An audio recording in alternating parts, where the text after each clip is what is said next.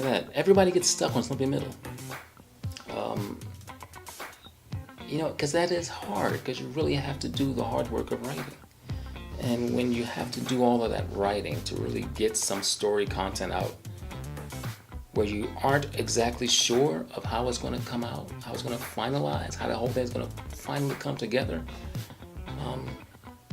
we really have to be super creative. Personally, I go back to my outline. So that really helps with the Slumpy Middle. Kind of having a nice firm outline so you can always look back and say, where am I going now? So that kind of helps Slumpy Middles.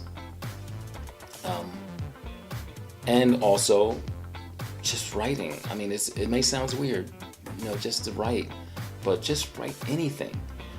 Most writer's block happens when for me, let's be personal. For me, it happens when I don't know what I'm going to do next. And I'm kind of bored with the story at this point. And so instead of kind of throwing my hands up and quitting, which I'd never suggest you do, but it happens. Or some people go to a different story. I go back to my outline, and I just really pound out the next parts. And somewhere in there, while I'm just pounding out what's potentially a bunch of garbage, because that's what it usually is. It's completely unexpired. There's no inspiration coming to you at all, but you have to finish this part. When you just go in and you just say, I'm going to get this done. This is going to happen. I'm going to make this happen right now. That's really where I think inspiration kind of latches on. Like for me, inspiration doesn't come unless I am doing something. If I'm doing nothing, no inspiration. If I'm doing something, guaranteed, inspiration is right there waiting with me. She is waiting on my shoulder, or he, if you're, that's your thing. I prefer my inspiration to be a she. She's waiting for me to get something done, to do something. It's like if you're trying to pick up a woman, a beautiful, lovely woman who's independent and strong. I don't want to say chick. Chick sounds weird. Anyway, you're trying to pick a woman up. If you're not doing anything with your life, she asks you what you're doing, you go, oh, nothing. What's your ambitions? Oh, they had nothing to do. So what do you plan to do? Are we going to go somewhere? No. We're just going to sit here and talk. About what? I don't know. If you don't have anything going on, you're not picking up anybody.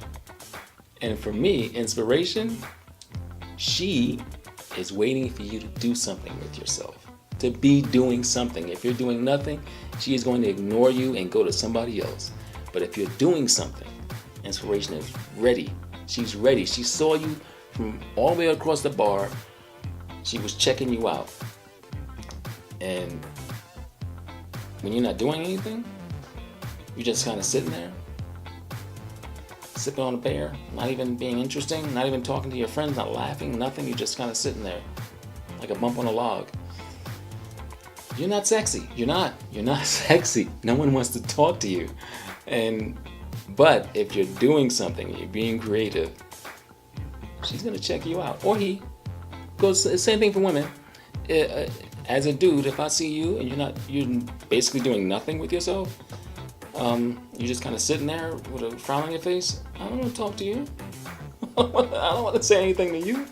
I'm going to talk to you if I think that you're interesting. Even if you're not pretty, even if you're gorgeous, it doesn't matter. If you're sitting there, bored, looking like a bump on a log, looking upset and all twisted in your face, who wants to talk to that? Inspiration does not want to talk to you unless you're doing something. She doesn't want to be around you unless you're active. So be active. Right.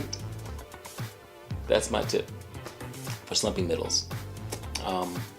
Keep going. Be active. If you're active, inspiration will come.